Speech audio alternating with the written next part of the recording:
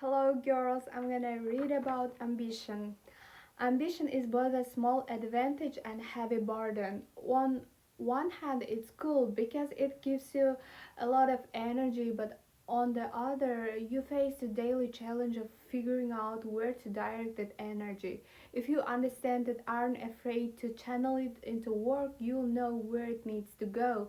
Otherwise, it will overwhelm you. All outlets for release can turn into dependencies, arguments, fight, destruction. You feel torn apart inside, unable to stay calm. You sense the internal potential that pushes you forward.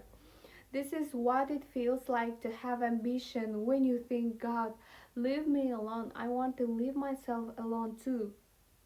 You may crave a quiet place with natural beauty where you can simply stargaze, but deep down you understand that this won't work. Without action, even the calm will drive you crazy. When ambition isn't directed, it leads to internal chaos.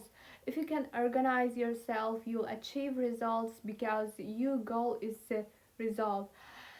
If you don't realize your potential, it's possible that deep inside you don't want to. Perhaps this is because your potential will tear you apart otherwise, and you won't be able to accept it.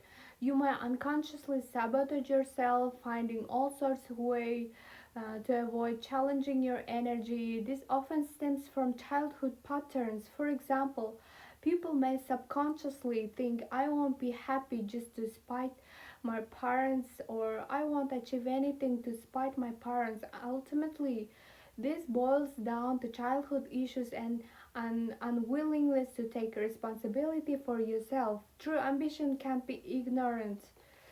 If you have it, it's impossible to live without directing it somewhere when it isn't expressed.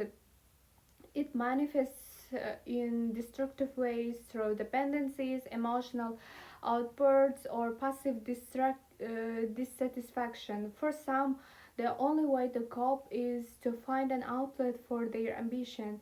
It's impossible to live a simple, quiet life without feeling unfulfilled. Even lying around doing nothing will drive you crazy if your potential is significant.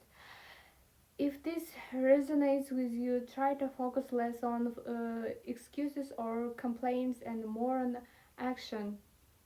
People often spend more time lamenting their failures than actually working towards their goals.